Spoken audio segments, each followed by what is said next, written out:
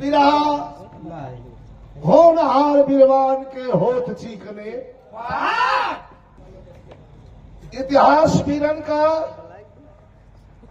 ये समय का बड़ी चर्चा है। ये बिरहा का कैसे मास्टर?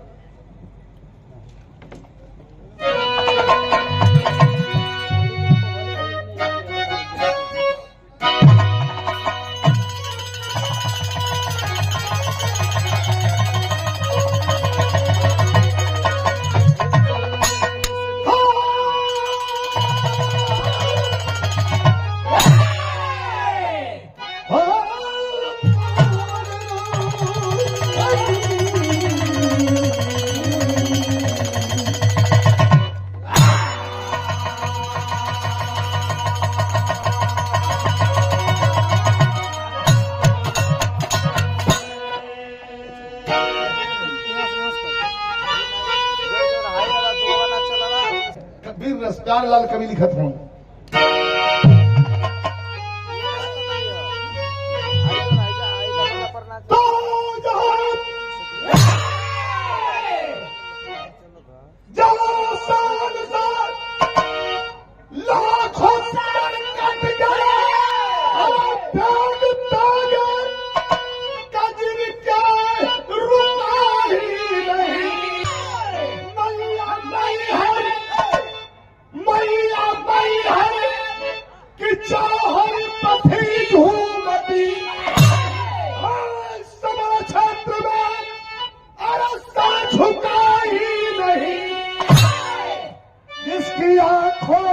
दुश्मन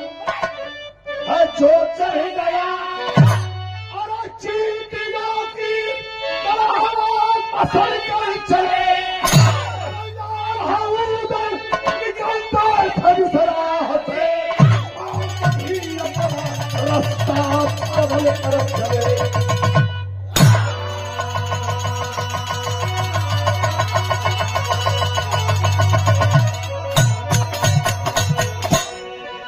भैया बड़ी मजेदार बात है, बड़ा आनंद आई। गुरुदर्शन 15 में डाल रहे जा आल्हा उदल निकलते। आल्हा उदल को आल्हा उदल भाई अपने महोबा गढ़ महोबा के दो लड़वैया थे। दो लड़वैया मतलब दुई रकम का लड़वैया, दुई रंग का लड़वैया। माटी का लड़वैया बहुत बढ़िया रहलन पहलवानी में, और तलवार बाज से इतना बढ़िया रहलन। ए भैया कव्वाली का तर्ज लगल, दिखा कौन तर्ज है?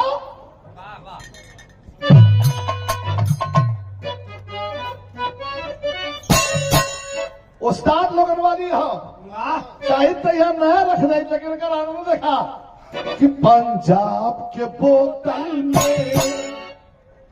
पंजाब के बोतल में कश्मीर का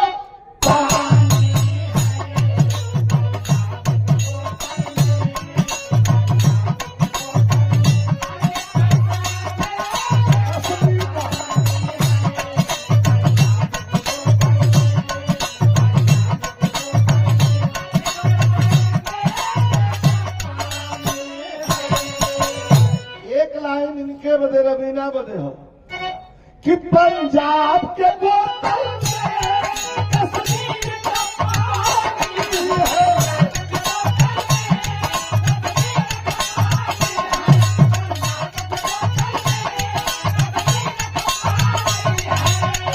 अरे कश्मीर का पानी है, लखनऊ की नजाकत है। नजाकत क्या है? लखनऊ की नजाकत है। अरे बॉम्बे की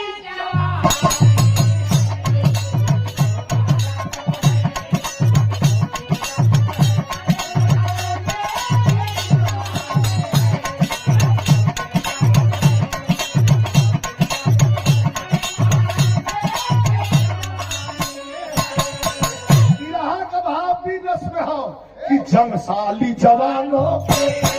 जंगसाली जवानों के तलवार के पानी।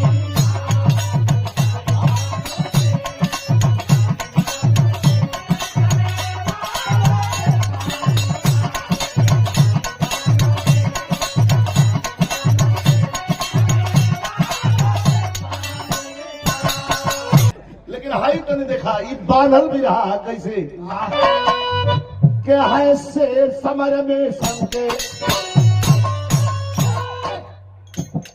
है शेर समर में संके जब खन का खूनी खंजर है शेर समर में संके जब खन का खूनी खंजर चल जाए नजर में जो भी आ जाए मौत का मंजर।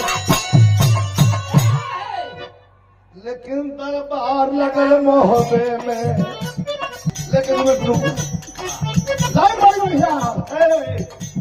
दरबार लगल मोहबे में पैसे आधा मतवाला दरबार लगल मोहबे में पैसे आधा मतवाला खाए मिला दे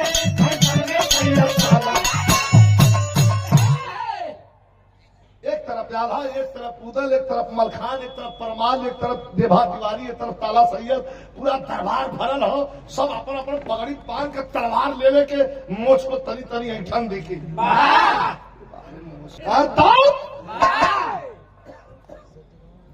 इतना चर्चा चलने लगन बातों की चली पर चर्चा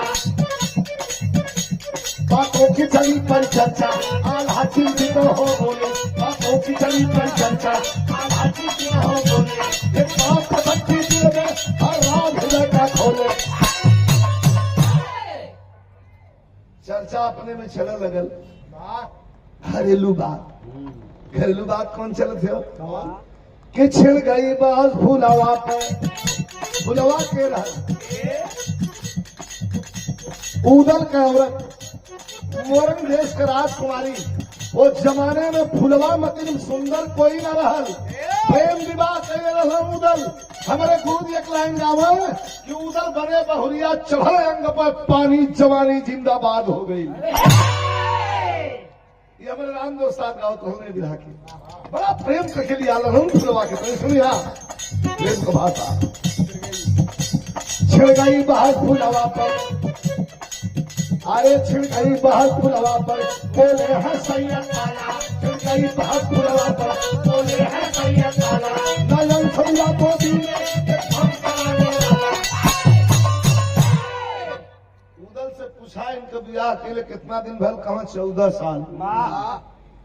आल्हा के आंख में आंसू आ गल कहा भाई तोरे मुहा पे पिठिया पे तोरे मुहा पे कोई न कही अड़वा बड़ा शिकायत करो इथे वंश नाइन जहला उदल डांट दिल कल चुना दूसर बात करा आ तोले ताला सैयद में जहर ठोक दिल बात के तनी जहरीली होली एकदम जहरा उगिल क्या कहलन है कोई कमी फुलवा है कोई कमी फुलवा में उदल की ना मर्जी हाँ उधर खड़ा हो गया पगड़ी बांधा खड़ा का ताला के ऊपर है कोई कमी फुलवा में उधर की ना मर्जी उधर फुलवा के साथ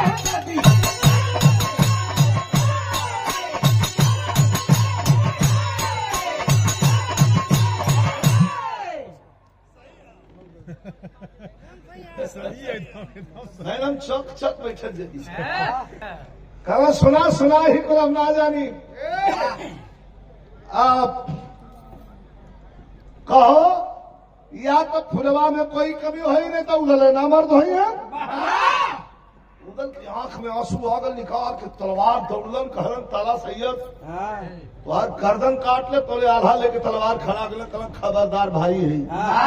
ताला सैयद बिना का कहलन मानवा तेरे 14 साल से ना पता खन कवन बदला छीटत हुआ ऐसे संतान नहीं देला उसने है आदमी ना तो के बोली हम उल्टा है उधर उठलन इसे बात बताईला हम भैया देगा कतार बम बारूद भाला गणास का चोट मिट जाई बहुत गरीब आदमी मर जाई लेकिन बात का चोट गुरु बड़ी बेरहम होले मर्द बदे ना मर्द बदे मर्द के अगर बात का चोट लग गई तो वो आदमी या तो जी नहीं तो जिया दे ही ना मर जाई नहीं तो मुआ दे अगर बात का चोट लग गई तब यही तरह बात उधर के बड़ा पीर ललन पड़ यार लग गई बात का चोट चलम तो कैसे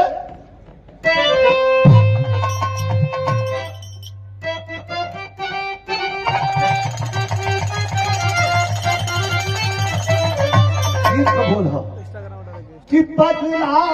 परनवा अरे पगला परनवा अभी कहता कि खंजर लगेगा खंजर लगेगा से भी बढ़ के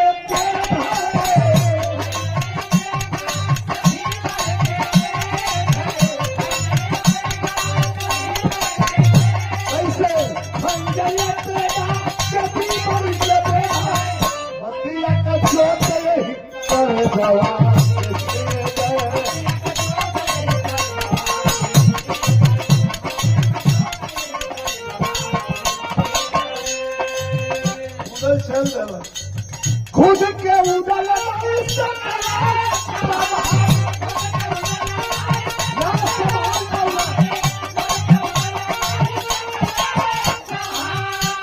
अरे खुद के उदल नहीं सकता भाभी आप भूला के बहुत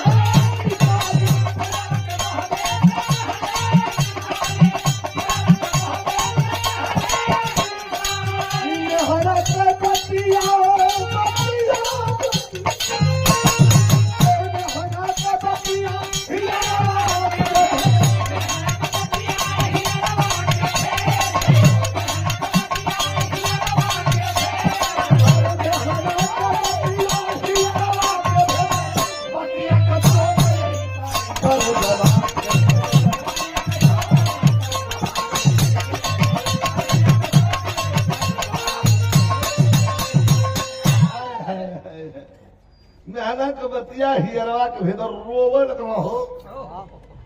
उदल रोवत चलना इना कहा देखा खतरा होता यही के कहा जाला ठेठ भोजपुरी में कि सौती का खुनुस कठौती। ए भैया भैया के बैठा ला भैया के बैठा कहा सुना सुना खुद के बैठ जाएगा खुद के उदल नहीं सकल संभारी आयो जौने मेहरारू को नौ के ना देखले और बीना वो मेहरारू को पकड़ के प्यार अपने जान से बढ़ के करत रहो हमार परनवे फूल हो। विवेक भैया लाइव में जुड़े हैं। विवेक भैया अच्छा बोलू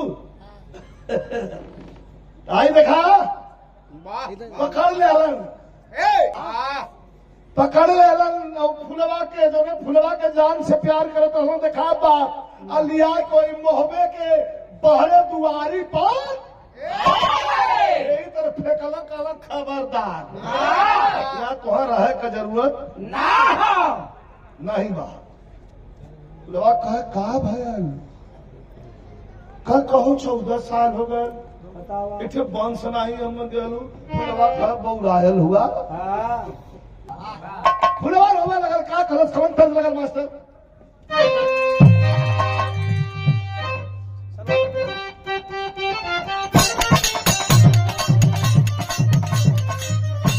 अरे गुजर नजर से जाबा तू गुजरिया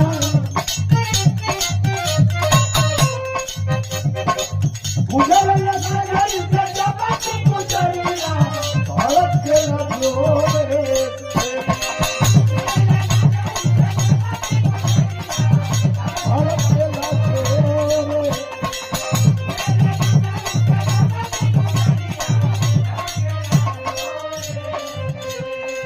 कहीं को दिल बाटे सीना के भीतरिया कहीं को दिल बाटे सीना के भीतरिया वो दिल लागल का तोरे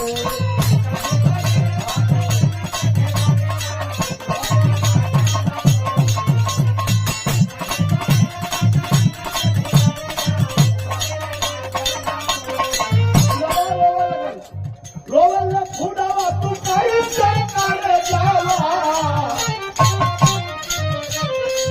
रोवल फुडावा तू कैसे करे जावा बदल बाए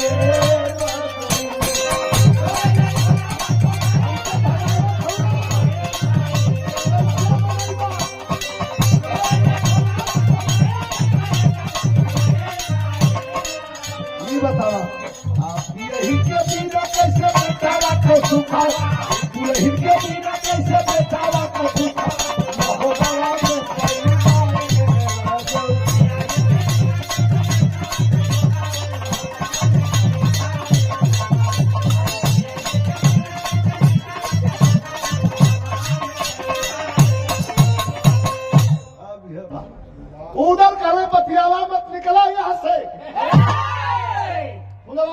निकल गई बिरहा में तंज और साध वाली लगल कैसे मास्टर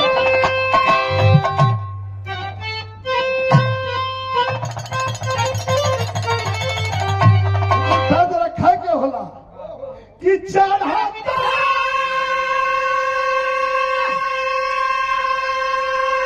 अरे चढ़ाता फागुन दिया जानी कहीं न हो कि मोर सजनू सनैया निसारी कहीं न हो पुरवा चल रहा निकाल गई महोबा से अब चलो तो कहा करो चल जिया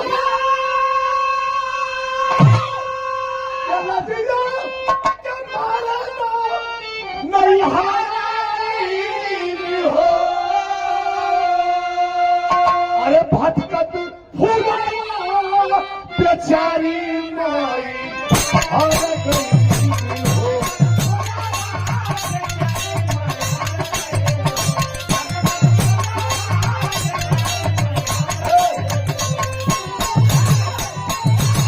फिल्म जैसा चली स्टोरी पर ध्यान देना आज कोई मैहर के सीढ़ी पर गिरल है नैहर ना जाब इज्जतदार रहल भैया भैया आवाज में हो बोले मत एकदम शांति रहे नैहर ना जाब लोग का कहीं लेकिन मैहर का पुजारी बाबा जो माई के सिंगारिया बाबा रहल पुजारी बाबा उनके पता चल कि बड़ी खूबसूरत थे औरत वही सीढ़िया पर गिरल हो गैलन पानी के छिट्टा दिलन उठौलन कहलक कहाँ पर घर हो फुलवा फुलवावे लगन कह कुछ ख्याल हमरे ना हो अच्छा अच्छा ये माई के दरबार आज शक्ति कहो शारदा भगवती का आवा हमार बहन चाहे बिटिया बन के यही रहा तम हर के पुजारी बाबा अरे बेहाल सरनिया हमारे यहाँ रही के बितावा दिन डगरिया फिर से उजाला बगिया सवारे गई हो कि भटकत फूला बेचारी माई हार गई हो फिर से उजाला बगिया सवर गई हो कितना भैया बैठल हुआ एक बात ध्यान में रखे कह गुरु क्रिया चरित्रम प्रशस्य भागम क्रिया का चरित्र और पुरुष का भाग एक कोनो ठीक ना है कब करवट ले ली फुलवा रहे लगल उदास और निराश हताश जिंदगी में कबो ना आवे कि चाहिए यहाँ हमारे छोटे भाई जो बड़ा ख्वाब दिखो कभी जी भाव लिखलन देखला यो जो रहे लगल आ रहे लगल देखे अब करिश्मा हो गई कौन करिश्मा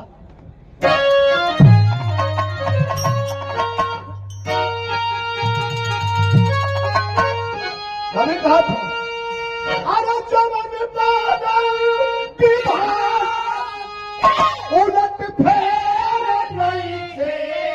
उलट फेर नहीं थे के ऊपर वाला के घर में अंधेर नहीं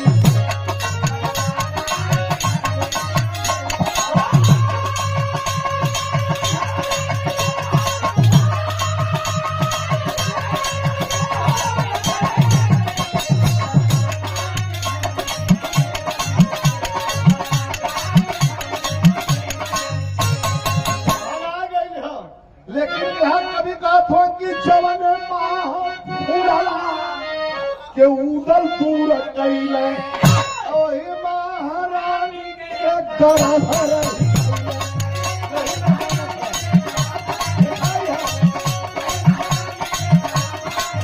के पता न फुलवा के पता 20 दिन के बाद भगा दल रहलन और जब 20 दिन यहाँ बीतल 40वां दिन तो फुलवा के महसूस पड़ल कि हमारे पेट में कोख में हमारे स्वामी की निशानी पलक हो तब कभी कहा था कि अरे भाई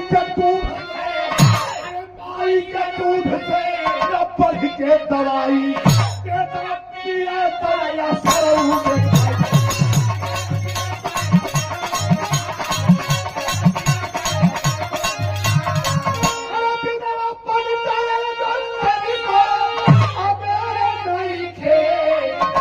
ऊपर वाला के घर में अधेर नहीं थे 2 महीना 3 महीना 4 महीना 5 महीना 9वां महीना बीतल मैहर के धाम पर बज गई सोहर फुलवा एक थे पुत्र धन के प्राप्त कैलस ऐ बिरहा सुने वाले भैया हमहू के हो गल 30 बरस गावत 40 बरस लेकिन ऐसा स्टोरी सामने नहीं आई कहता बड़े मजेदार बात हो अब 9वां महीना में जब फुलवा का लड़का पैदा भयल तर्ज लगे बड़ा जोर घड़ी अब तो हम तो कम लिखिया में बड़ा जोर कैसे मास्टर आजकल के नेवरो शुरू कर लिया हूँ अरे अरे छोड़ दा अबे के चिट्ठी पर ले जाइए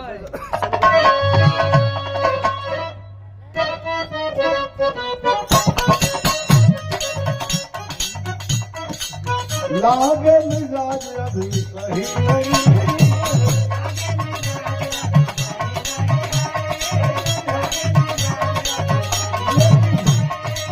महलू मठाई को सही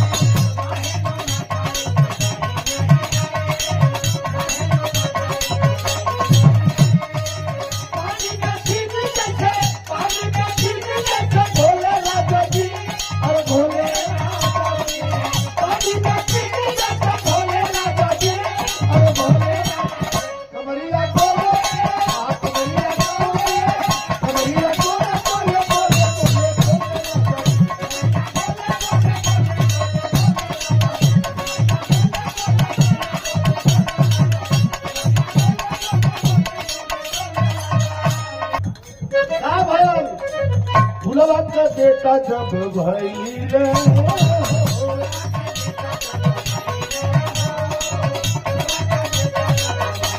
अरे नाम जीत बाबा भइले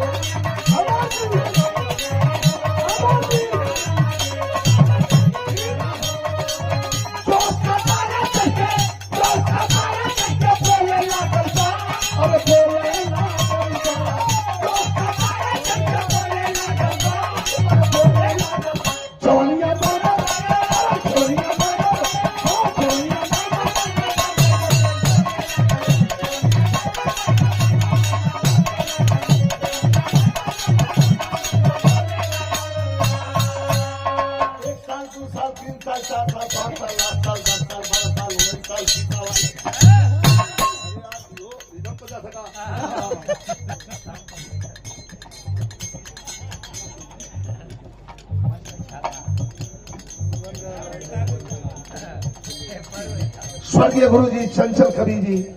के सुपुत्र भैया भुल्लू यादव जी ये तो सदा प्रसार प्रदान के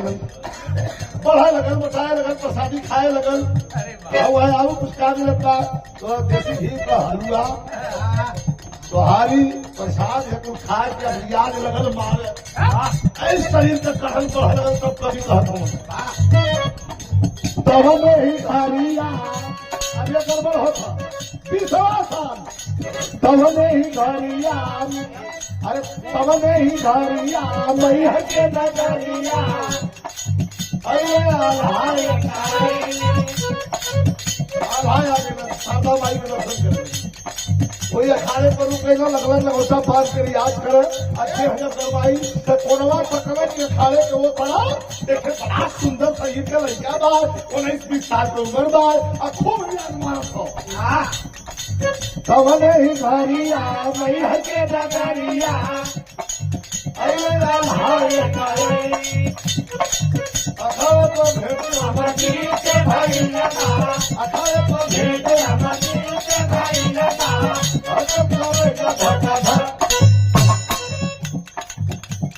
बेटा लड़का कहा कि रियाज करेला माथा मत खा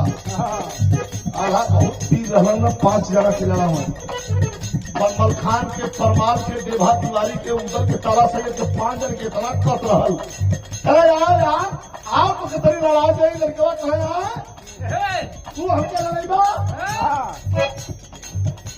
हडिया पर पड़ा दे आला हंसा लगवा हमके सीना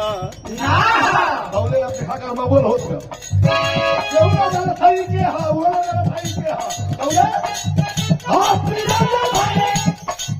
हाथ मिला दे भाई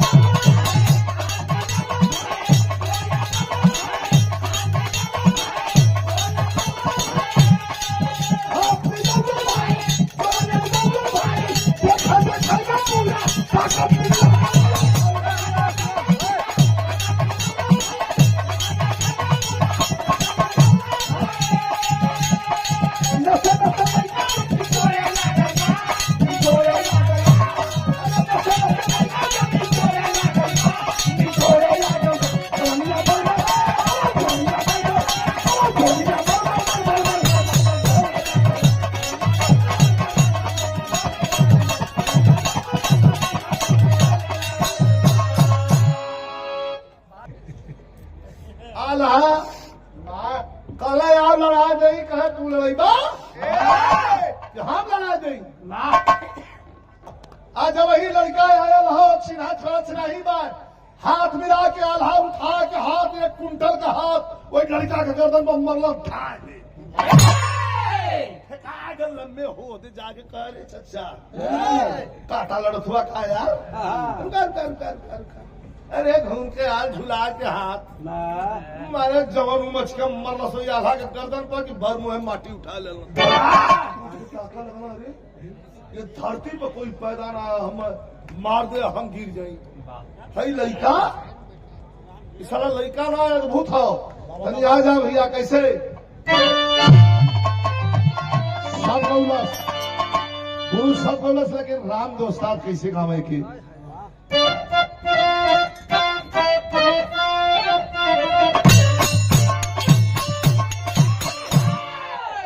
आल्हात पैथना पहवेलन कभी कहत हमन कि मुट्ठी क्रोध में अरे मुट्ठी जब की भी चले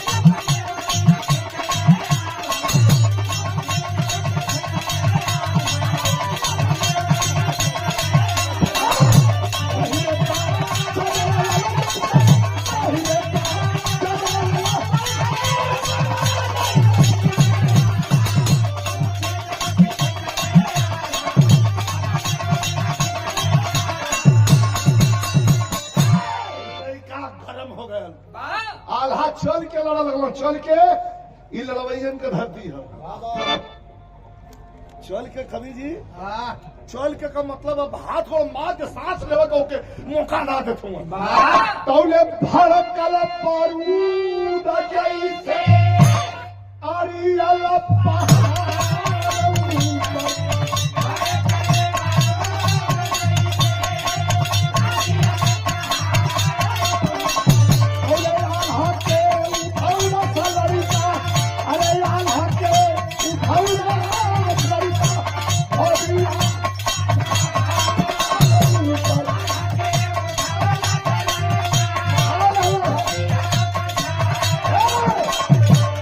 Santa,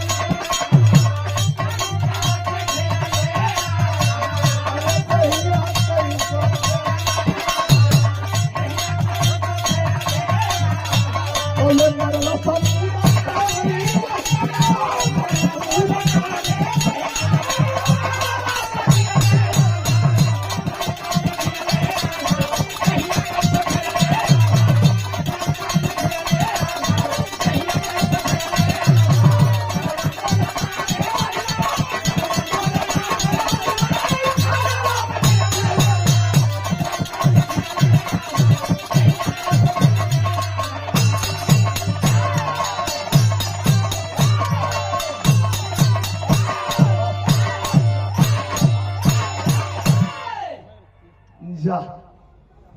जवन डर रहे वह हो गए। शंका से घिरला आला आपके प्रणाम हो दहिया कैसो फेरला आला तो ये मरला सुना के मुल्तानी अरे 80 अंश का कोण बना के आके चकरे खाड़े पे गिरलन दरक गई माटी छोड़ के उठ गल कहा और लड़बा आधा पर ले आल्हा उठलना फिर सूत गई इतना कस के पटक धलस कह बेटा यहाँ आओ कहा तो घर अरे केकर लड़का हुए कह के लड़का मन हो तो मेरे फिर आई भेज रही हा लेकिन हमके उम्मीद जहां तक है कि अब तू लड़वा नहीं तब कभी कहता हूं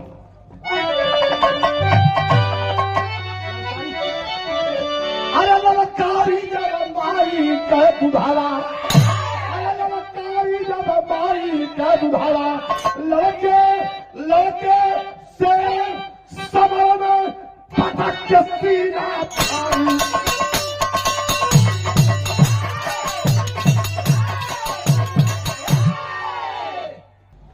लड़के शेर समर में पटक के सीना फाड़ी ललकारी जब माई का दुधवा आल्हा चुपचाप टुकुर टुकुर कर मुंह ताकत हूं लड़का जाए लगल माई मैहर के नीचवा से गोड़ पड़ता माई मुंड खराब गल हो अब हम दर्शन करे न आई माई सरवा जवन पटखले हो कि हमके अपन ही पर लाज लगे छे लेकिन आल्हा का हालत का हो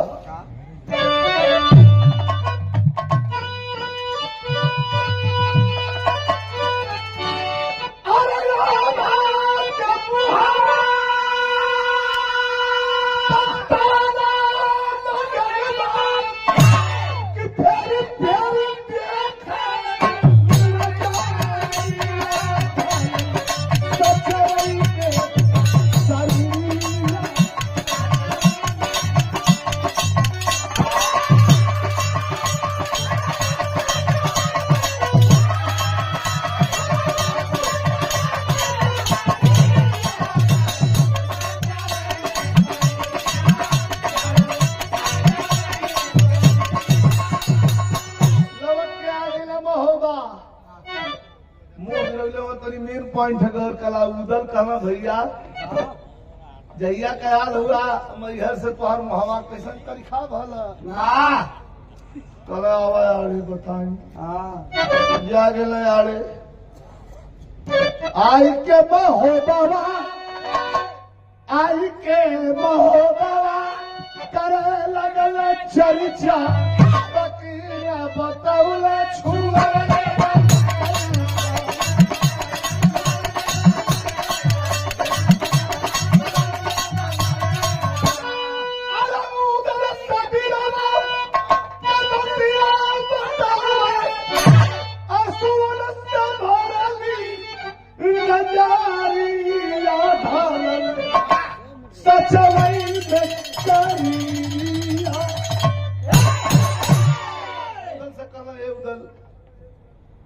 मन में बात है बता दे हमारा जीव बोझ हल्को हल्का जाए कहा बोला का मैहर के अखाड़वा पर न 18-19 साल का लड़का रहे मते हम दू भी पटक दिलस उदल छटक के होते खड़ा भेल कहना मर्दवा पागल हुआ सपना देखत हुआ का हम का लड़ाई में 5 जने का नस खड़ी हो जाले कमल लड़का सरवा आई उदल इतना सुंदर रहल पटक डाला समाज दुश्मन रहल लेकिन ओकरे पर से हमार नजर ना हटा जना जैसे 18-20 साल के उम्र में तुहार शरीर रहल अरे एकदम वही परन वही ग्रहण कर रहा लड़का कौने के लड़का रहा हम पटक दिल तू कहना सुना मुंह करिया कह के मर्दवा इला मैहर से महोबा का पानी लुटा गया कमल लड़का रहल सरवा वीर पुरुष का कोई वीर वीरता का अगर गुणगान करे तो समझ ले उसमें है तब वह बारूदों से आसमान भरे भड़क गए हैं पगऊदल मोहबे की धरती खाटी है एक एक पैदा पीर हुए बारूद यहाँ की माटी है यहाँ के धाम पर कुश्ती होगी वहाँ जब पटकले हो ओके रन में से पन में से जहां हो खोज के पटकब सारे की मैहर के धाम पर कुश्ती होगी, ना लगा वक्त ऐलान हुआ, खाली बघ उदल की कुश्ती होगी, मैहर में फरमान हुआ। एक तीर सजे मोहबे से रण देखन रणधीर चले, बाण के फेटा कसे लंगोटा सभी मोहबिया वीर चले। 15 दिन बाद रहल नाग पंचमी, आग के तंबू गिर गल, डुगडुइया फेर गई लोहर, झारखंड और बुंदेलखंड यह उत्तर प्रदेश दूर दूर का लड़वैया जुटलन कहन कि उदल का कुश्ती है, देखा ये 52 में के लड़ाला उदल से लड़ावाला हाउ की बहुत दंगली लड़वैया रहलन उदल न कहन के लड़ाला। देखा आज के जन हम 3 दिन से घूमत हम घूम घूम खोजे आल्हा से कहा भैया लइकवा जो पटकले रहल लौकल कहे ये उदल हम देखता छिंजा नजरिए पर हमारे चढ़ गल इतना कष्ट पटकले है ओके देखा हमारे सपना में आंख बंद कैला तो लौका लाऊ हम तुरंत छिंजा उदल। आखिरी दिन तीसरे दिन अखाड़े पर चढ़ल शाम के करा यह है उदल दौड़ के जाए के गोड़ पटक के दूबे ताल देवे लगल कारण क्या नहीं पटक दिला तेरे मन को बटका बेटा नहीं कहा पूछलस की दुनिया ने भाई हुआ खा हाँ भाई है ना कहा कि आऊ ने काज जाने होखा तो यही लगले बोलवाए हाँ घरी घरी झंझट में हम मत पड़ो एक भाई और होखा लोग बोला ला ही लगले उन्होंने देख लेंगे उधर कलर पहले आओ हमसे तो लड़ हाथ मिला रहे कल सवेरे दंगल होकर के आओ पहुंचल मैयर के धाम पर जाके माई फुलवा से कहत की माई रे 15 दिन पहलवा से घमंडी के पटकले रही अपने भाई के लेके आल हले कल नाग पंचमी हो कल कुश्ती हो हाथ मिला के आल है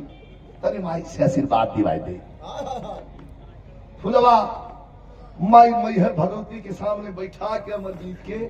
अचरा उड़ा के और रोए लगल मंगलस का मंगलस मास्टर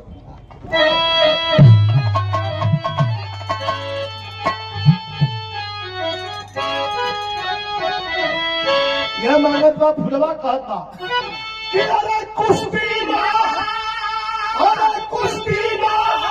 इज्जत हो खंडानी पानी डूबी ना और हल्ला जहे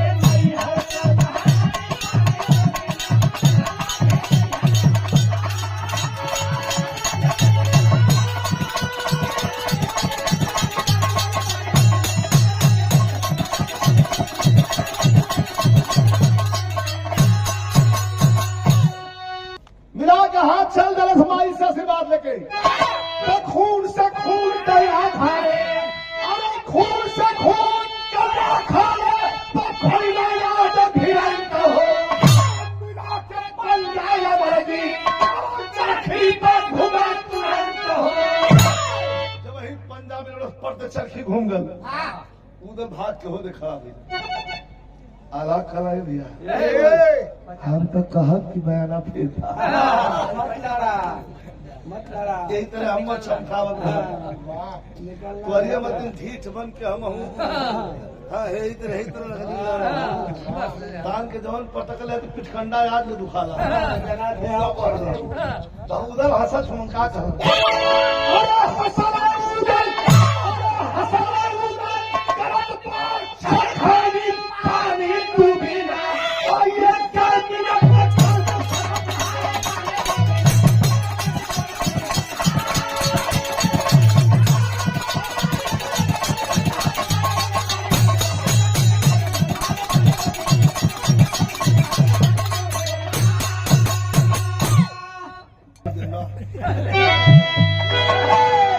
बापा बेटा लड़गल हो पता नहीं बात नहीं खानपुर में लहरी मोहम्मद हनीफ मास्टर और मजूरी के लोखड़ी वाला था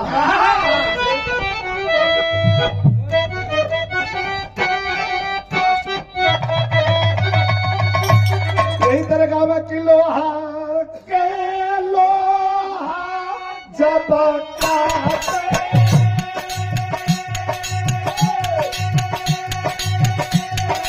अरे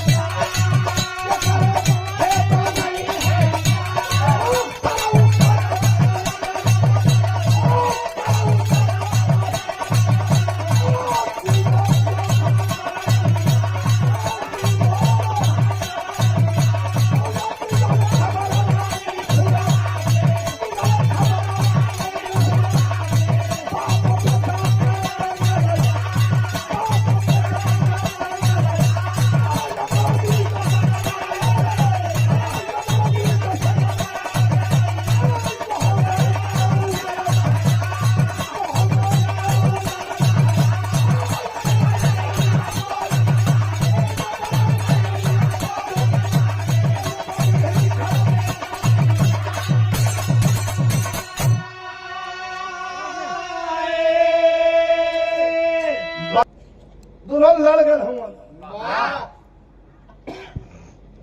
मिलल खबर रानी फूलवा के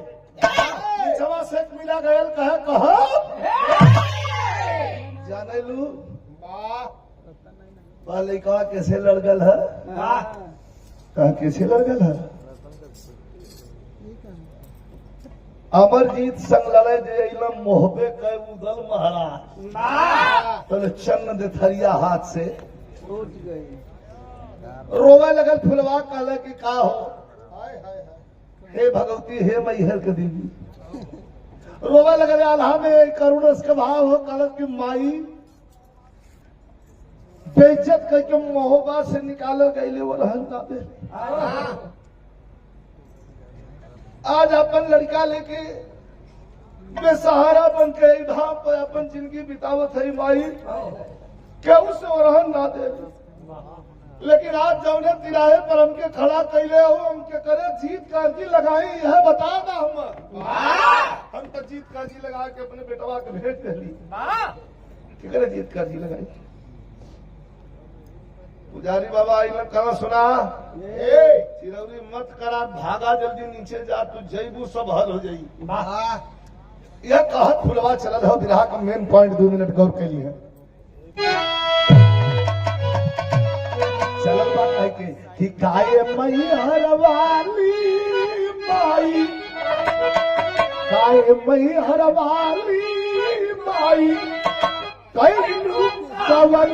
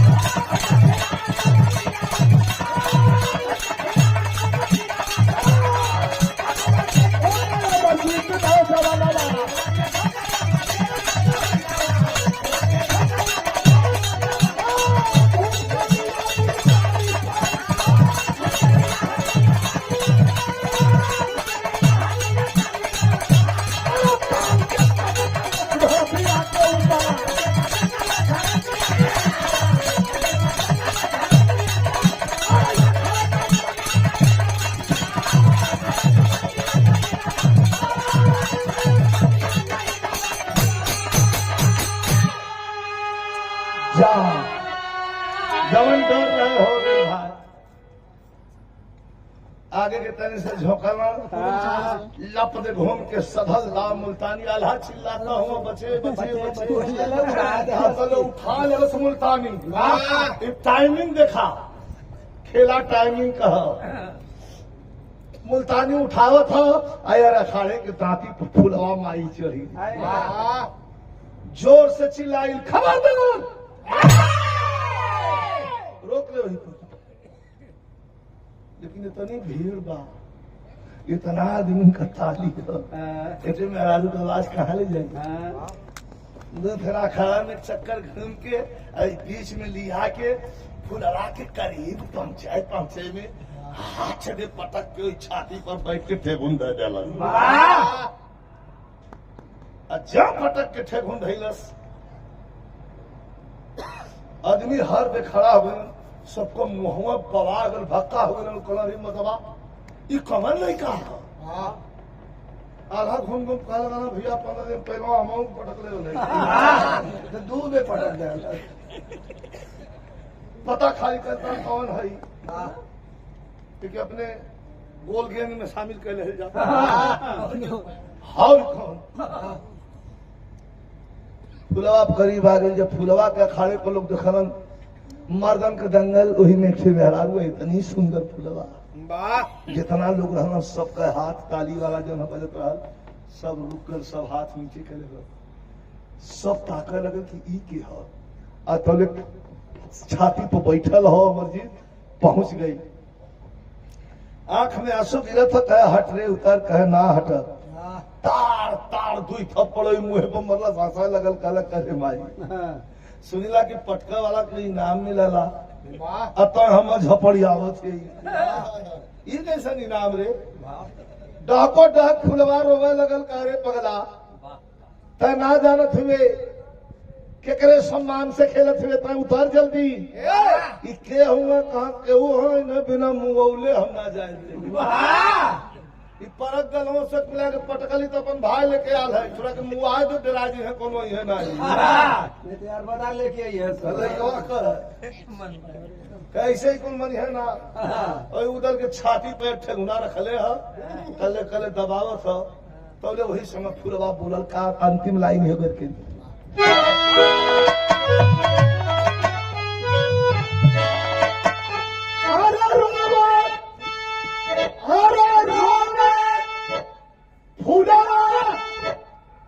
इज्जत मारी झुका वाला नीचेवा क्या बने अरे बने यही बाबूजी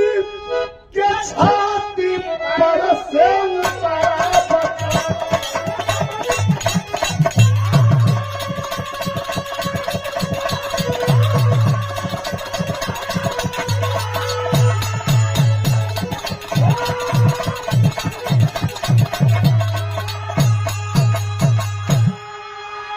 फुलवा इज्जत मुर्दू कहला नीचवा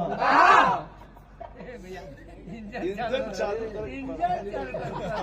अपने बाबूजी के छाती पर से थरिया पे कुछ से चालू करेगी अपने बाबूजी के छाती पर से उतरा बचवा छटक के हाथ खड़ा बल करे ई बाबू हुआ कहा भैया कहा जो लुकात हुआ जमीन में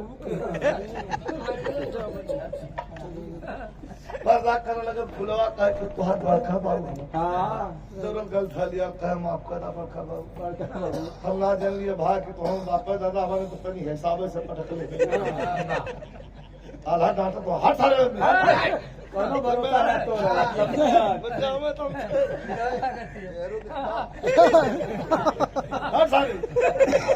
लम्बे उधर पूछने लगा कि यीशु कहाँ मंजर है हाथ में हाथ पकड़ ले हम उधर पूछत हो काय कुल मामला है कई अमरजीत का हथवा पकड़ के लिए आई उधर के हथवा में धरा दिल कह कि जवन हमार छूटल सजनवा आही माँ अको खियाई में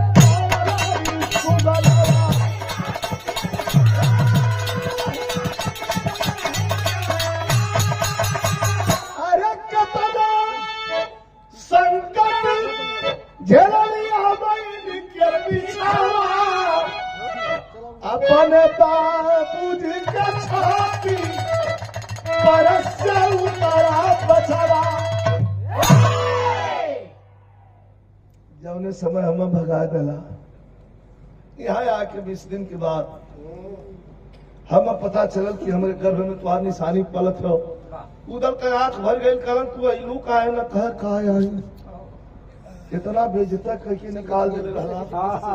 कौन मुंह लेके आई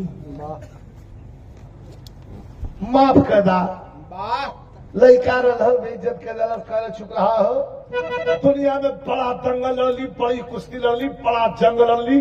कुल जंग जीत गई लेकिन जितना वो जंग जीतले का हम खुशी ना भइल, आज ये लड़ाई की उतना हार गए में खुश है। कैसे? तब यह कोटेशन हो कि दुनिया में चाहे हर एक बाप समझदार हो, अब बेटा होकर निकले वो हुस्सेदार हो। दुनिया में हर पिता यह चाहला कि हमारा बेटा हमसे भी आगे हो, शानदार हो। आई आला के धैल कहना चला दर्शन करा। ताला सैयद कहा तो हमार है कोई कमी फुलवा में उदल की नामर्दी ले चल के हेत्ता तो लड़का ना